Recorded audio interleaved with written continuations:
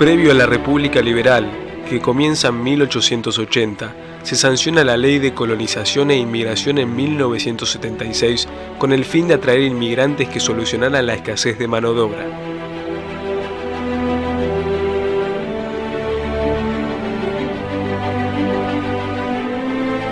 Durante este periodo, se llevaron a cabo los primeros experimentos de colonización europea en Entre Ríos y Santa Fe.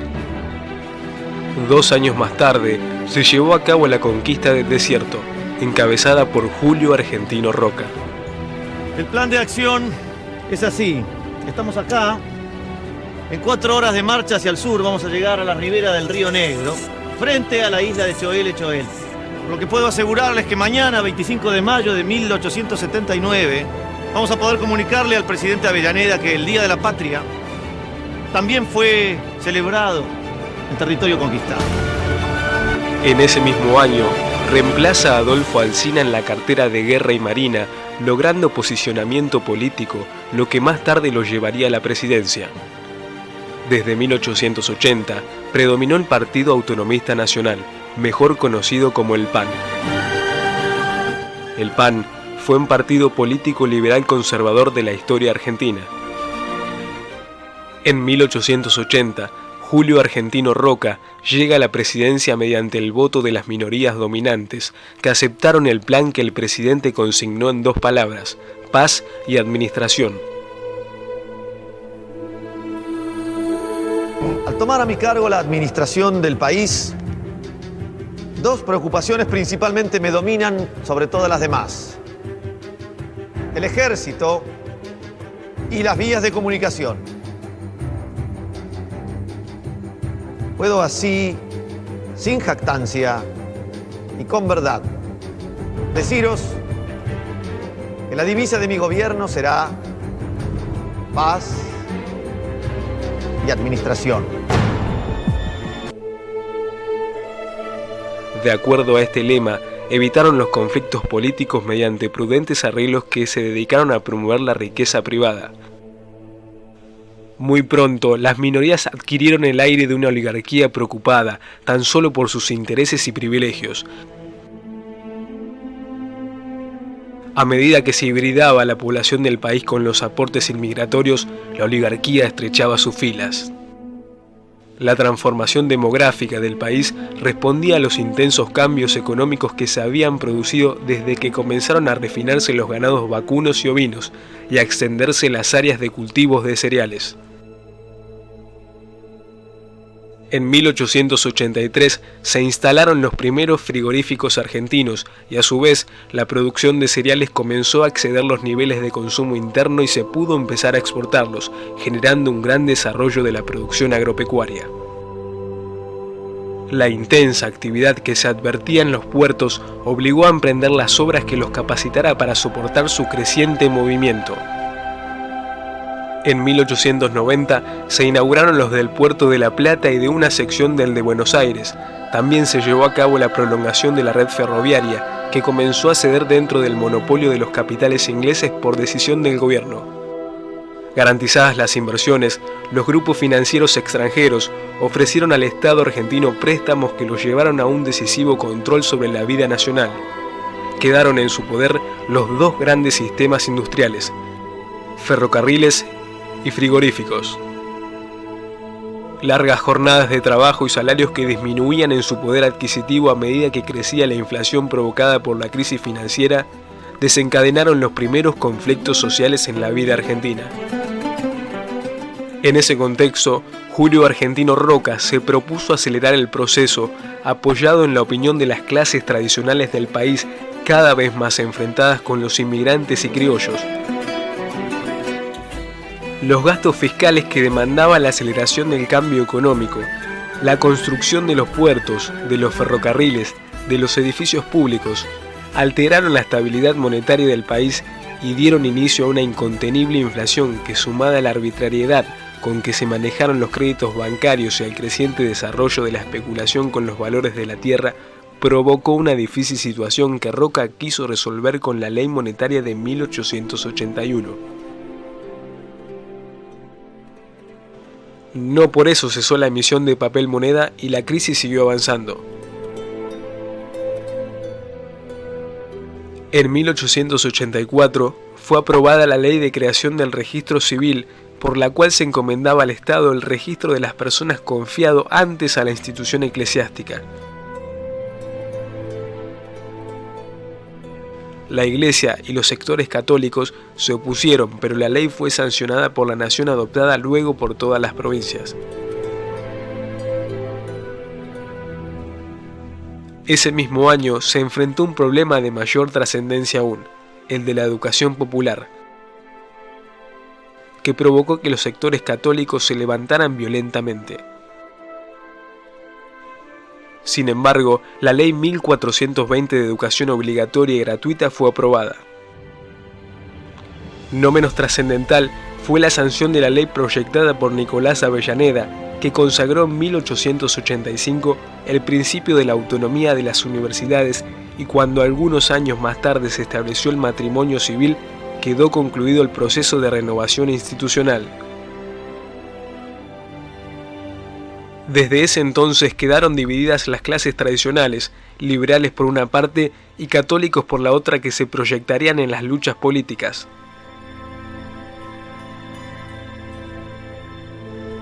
Roca mantuvo su autoridad y para las elecciones de 1886 logró imponer la candidatura de Miguel Juárez Celman, quien estaba decidido a ejercer no solo la presidencia de la nación, sino también la jefatura del Partido Autonomista Nacional. Llegado al poder, exigió el incondicionalismo de sus partidarios y promovió con ello la formación de un frente político cuyos miembros aprovecharon impúdicamente las circunstancias difíciles para obtener ventajas con el crédito y la especulación. En ese contexto, el naciente proletariado nacional comenzaba a exigir mejoras y manifestaba su inquietud a través de huelgas reiteradas.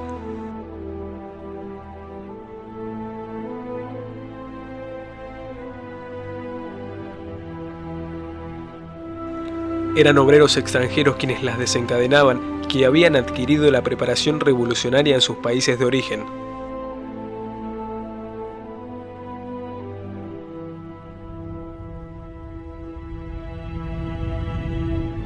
En las clases tradicionales no se advirtió respecto de ellos, sino que demostraban indiferencia y desprecio, pero la inquietud obrera creció hasta transformarse en un problema inocutable al calor de la inflación que provocaba la disminución de los salarios, y se preparaban para abrir el fuego contra el gobierno.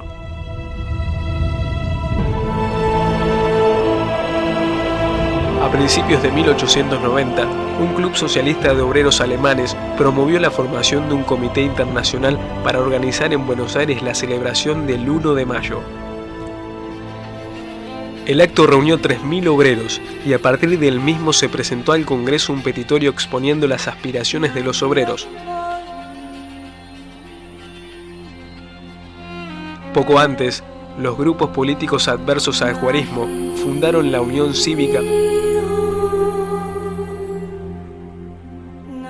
En este contexto nacieron dos grandes movimientos, uno que aspiraba a representar a las clases medias y otro que quería ser la expresión de la nueva clase obrera. La Unión Cívica estaba inspirada por el grupo de Mitre y el grupo católico encabezado por José Manuel Estrada, hostil al régimen por la actitud de Roca y Juárez Celman frente a la Iglesia Católica. La Unión Cívica atrajo simpatías y consiguió la adhesión de grupos militares, con cuyo apoyo desencadenó la Revolución del Parque el 26 de julio de 1890. Los revolucionarios creyeron triunfar, pero el gobierno pudo neutralizarlos y el movimiento fue sofocado. Sin embargo, el desprestigio del régimen quedó al descubierto. El presidente Juárez Celman se vio obligado a renunciar y asumió Carlos Pellegrini. Durante 2 años, Pellegrini se esforzó por resolver los problemas financieros del país, pero en 1891 quebraron el Banco Nacional y el Banco de la Provincia de Buenos Aires. En diciembre de 1981 se fundó el Banco de la Nación para ordenar las finanzas y restablecer el crédito. En las discusiones de las candidaturas para la elección presidencial de 1892, el Partido Autonomista Nacional se vio enfrentado por la Unión Cívica. Fue la primera prueba a la que se sometieron estos dos partidos, y quedó a la vista la inconsistencia de ambos. La Unión Cívica se dividió, constituyéndose la Unión Cívica Nacional, bajo el ala de Mitre, y la Unión Cívica Radical, bajo la dirección de Alem. El PAN, por su parte, acusó la presencia de un movimiento disidente que era encabezado por Pellegrini y Roque Sáenz Peña, que estaban deseosos de evitar la influencia de Roca. A partir del acuerdo entre Roca y Mitre, se pudo imponer el nombre de Luis Sáenz Peña para la candidatura presidencial, quien se vio claramente influenciado por estos dos políticos que tenían gran influencia en ese momento. La Unión Cívica Radical volvió a intentar un movimiento revolucionario en 1893, aunque fracasó. A partir de este fracaso, el presidente procuró continuar con las obras de sus antecesores con cuyas ideas coincidía. Los trabajos del puerto de Buenos Aires progresaban rápidamente y se concluyeron entonces los del puerto de Rosario. La inmigración fue estimulada y el comercio exterior se intensificó gracias al crecimiento de la producción agropecuaria. Al cabo de un tiempo, a partir de los embates de sus mentores, Sáenz Peña se vio obligado a renunciar a principios de 1895. Con su renuncia asume la presidencia Uriburu, quien debe afrontar el conflicto limítrofe que Argentina sufría con Chile. Solo a fuerza de prudencia se pudo evitar que ambos países vayan a la guerra y se culminó en la elección de un árbitro para dirimir la disputa. Pero, ante la posibilidad de un conflicto militar, Julio Roca cobró vuelo otra vez y pareció el candidato forzoso para la próxima presidencia.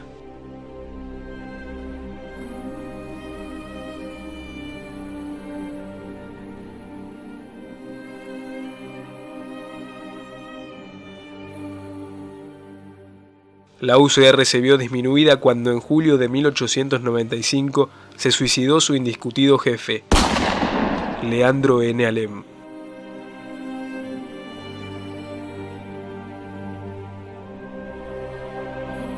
En 1898, Roca es reelegido en la República a través de elecciones nuevamente fraudulentas. El problema de límites con Chile fue finalmente resuelto por el fallo del rey de Inglaterra y la amenaza de guerra quedó descartada en 1902. Nuevas leyes financieras impositivas le dieron fuerza a la moneda y en un momento en que volvía a desarrollarse intensamente la producción agropecuaria, se multiplicaban las obras públicas, como por ejemplo ferrocarriles, huertos, canales de riegos y obras sanitarias. Además, se ordenaba la administración pública. Las clases acomodadas veían cumplir un programa de gobierno progresista, mientras que la clase trabajadora acusaba una inquietud cada vez mayor por la disminución de los salarios y sobre todo por la creciente desocupación. En 1902 estalló una huelga general que paralizó la ciudad de Buenos Aires, la cual tuvo como respuesta del gobierno la sanción de la ley de residencia, que autorizaba a deportar a los extranjeros. El problema de la sucesión presidencial se acentuó fuertemente ya que por entonces las diferencias entre Pellegrini y Roca implicaron una división en el seno del PAN. Pellegrini criticaba enérgicamente el fraude electoral y la tendencia oligarca de este partido. En cambio, Roca seguía moviendo los hilos de su partido, manejados en la provincia de Buenos Aires por Marcelino Ugarte, y volcó su influencia a favor de la candidatura de Manuel Quintana. La UCR, encabezada por Irigoyen, afirmó el principio de abstención revolucionaria y no concurrió a los comicios. Para ese entonces, la fuerza del radicalismo había crecido mucho. El 4 de febrero de 1905, con la asunción de Quintana, Irigoyen desencadenó un movimiento revolucionario que tuvo gran repercusión en varias provincias. Pero el gobierno logró sofocarlo y aprovechó la ocasión para extremar la persecución del movimiento obrero. A medida que aumentaba la actividad industrial y se desarrollaba el sentimiento de clase entre los trabajadores, las huelgas se sucedieron interrumpidamente, y el presidente Quintana las enfrentó con sostenida energía. Pese a todo, la organización obrera se perfeccionaba y la tensión social crecía. Pero en el Congreso, la acción tesonera de Palacios logró arrancar a los conservadores algunas leyes sociales, como la del descanso dominical obligatorio. que suponía una nueva actitud del Estado frente a los trabajadores. Además, Joaquín B. González elaboró un proyecto de ley nacional del trabajo. Con la muerte de Quintana y su reemplazo por José Figueroa Alcorta, concluyó con la influencia de las figuras tradicionales del PAN. El gobierno sancionó la Ley de Defensa Social, que puso en sus manos el movimiento sindical. Poco antes, en diciembre de 1907, había aparecido un pozo de petróleo en Comodoro Rivadavia cuya explotación comenzó de inmediato. De 1910 a 1914, Roque Sáenz Peña toma el poder del gobierno, logrando que se aprobara la ley electoral que establecía el sufragio secreto y obligatorio. En las nuevas elecciones de Santa Fe de 1912, la nueva ley se puso en práctica por primera vez y la UCR resultó triunfante. Mientras que en 1914 estallaba la Primera Guerra Mundial en Europa, la Argentina adoptó una posición neutral.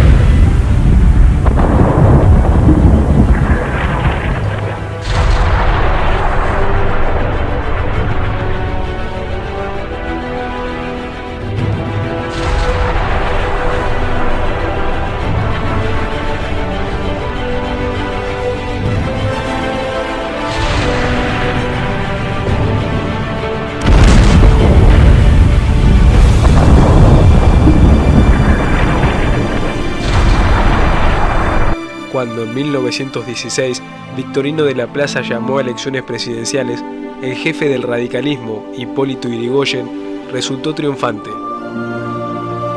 La derrota de los conservadores cerró una época que había inaugurado ese grupo de hombres a los que se llamó la generación del 80.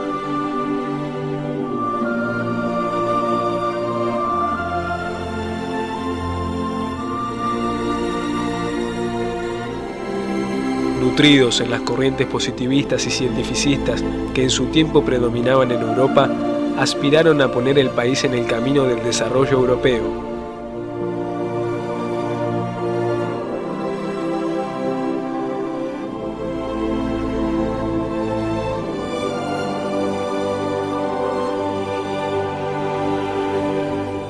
Fundaron escuelas y estimularon los estudios universitarios, y también tenían una acentuada afición a la literatura.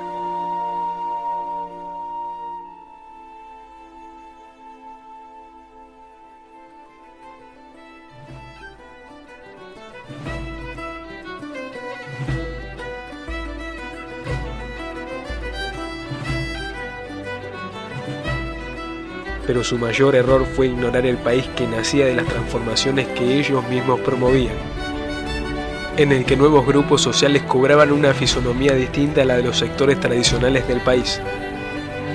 Las clases medias y las clases trabajadoras poseían una existencia tan visible que solo la ceguera de los que querían perderse podían impedir que se la descubrieran. Cuando las clases medias advirtieron su fuerza, lograron el poder político e iniciaron una nueva etapa en la vida de los argentinos.